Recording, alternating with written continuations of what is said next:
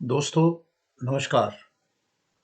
आज एक काफ़ी बड़े अंतराल के बाद मैं आपके समक्ष फिर से आया हूँ और व्यक्तिगत समस्याएं थी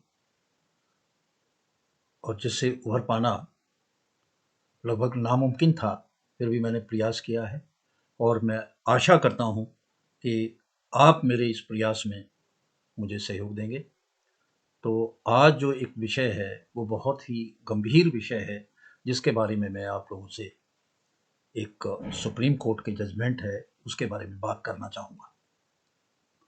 ये जजमेंट है, एक अपील जो है वो 2 दिसंबर 2024 को सुप्रीम कोर्ट में आई और केस का टाइटल है राहुल काकरान वर्सेस रवि राय, CA 13659/2024। और जो बेंच थी ऑनरेबल सुप्रीम कोर्ट की, उसमें थे जस्टिस PS नरसिम्हा और जस्टिस मनोज मिश्रा, जिन्होंने डॉक्टर राहुल काकरान की जो अपील है उसको डिसमिस किया।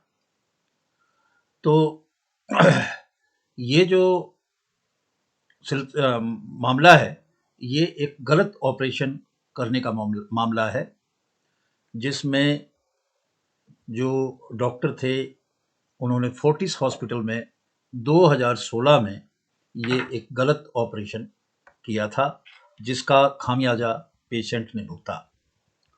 और जो पेशेंट है वो कंज्यूमर डिस्प्यूट रिड्रेसल कमीशन गया और national consumer disputes redressal commission ने जो है इसको मेडिकल नेग्लिजेंस का केस पाया और कहा कि सर्जरी जो होनी थी वो गलत पैर की गई, गलत पैर की सर्जरी की गई। जो सर्जरी थी वो होनी थी सीधे पैर की और डॉक्टरों ने सर्जरी कर दी उल्टे पैर की, बाएं पैर की सर्जरी कर दी और होनी थी सीधे पैर में। ये फोर्टिस में हुआ 2016 में। तो जून 2024 में जो नेशनल कंज्यूमर फोरम है उसने पेशेंट जो था रवि राय उसको 1,10,00,000 रुपए का मुआवजा देने की बात कही के ऑर्डर किए और उसने कहा कि ये जो 1,10,00,000 रुपए हैं, इनमें से 90 लाख रुपया तो हॉस्पिटल देगी इस पेशेंट को और जो 10 डॉक्टर देंगे, जो सर्जन है उसने किया और जो दूसरा डॉक्टर उनका सहयोगी था जो उसके साथ था।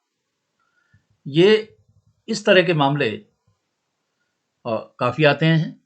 इसमें उन्होंने कहा कि जो पक्ष लिया डॉक्टर ने वो ये कहा कि साहब ये जो इसका उल्टा पैर था, बाया पैर था, उसमें भी जो है चोट थी और उसमें भी सर्जरी की ज़रूरत थी और हमने जो है पेशेंट से मौखिक रूप से सहमति ली और फिर हमने बाएं पैर का किया। उनकी इस दलील को सुप्रीम कोर्ट ने नहीं माना। सुप्रीम कोर्ट ने कहा भाई ये बात बिल्कुल गलत और गले से नहीं उतरती। उसके सीधे पैर की होनी थी सर्जरी और जितने सर्जरी से पहले के टेस्ट थे, एक्सरे, स्कैन वगैरह, वो भी आपने सीधे पैर के लिए और जो लिखित में पेशेंट से जो अनुमति लेते हैं, ये सहमति लेते हैं, वो भी आपने सीधे पैर की ली। तो फिर आपने उल्टे पैर में कैसे कर दिया?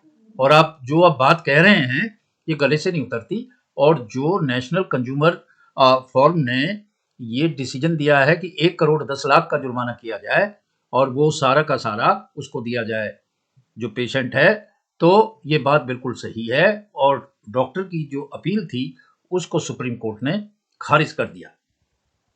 दोस्तों, अच्छे और बुरे दोनों ही तरह के डॉक्टर्स हैं, इफिशिएंट और इनएफिशिएंट दोनों ही तरह के डॉक्टर हैं और आज ये तथ्य किसी से छुपा नहीं है। जहां ऐसे ऐसे qualified doctor MBBS, MS, MD वगैरह गांव में जाके, देहात में जाके, और ना के बराबर पैसों में 5-5 रुपए की पर्ची पे दिन भर पेशेंट्स को देखते हैं, अपना पूरा जीवन लगा दिया जिन लोगों ने, वहां तो एक तरफ तो ये है, और एक तरफ ऐसे डॉक्टर हैं, ऐसी हॉस्पिटल हैं जो बनिया बन चुकी हैं, और वो लोग, उनका ध्यान केवल पैसे का है, जरूरत से ज्यादा टेस्ट कराना, बिना बात के टेस्ट कराना, मरीज का बिल बढ़ाना और अनाप शनाप ये काम करना, ये इस प्रोफेशन के लिए कोई एक अच्छा ट्रेंड नहीं है।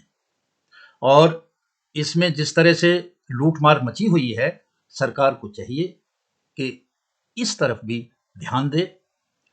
हॉस्पिटल्स का बुरा हाल है, बनिए की दुकानें बन चुकी हैं, और कई बार नेग्लिजेंस करने के बाद भी वो उस पेशेंट को फिर से दुखी करते रहते हैं, और उस नेग्लिजेंस को सही करने की जो सर्जरी है उसकी भी बात आगे करते हैं, उसके भी पैसे चार्ज करेंगे, ये करेंगे, और गलती तो माननी ही नहीं है। ये अजीब से हालात हैं। मैं स्वयं भी इस तरह के हालात से गुजरा हूं, और उसके बारे में मैं एक अलग से एक्शन ले रहा हूं।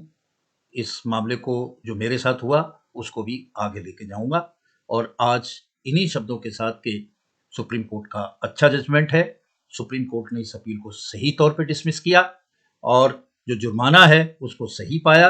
इस तरह के केस आने चाहिए, और नेग्लिजेंस में सजा भी होनी चाहिए, केवल जुर्माने तक ही सीमित नहीं रहना चाहिए। किसी की जिंदगी का सवाल है, इस तरह से जिंदगी के सवाल के साथ खिलवाड़ नहीं किए जा सकते, ये क्रिमिनल नेग्लिजेंस है।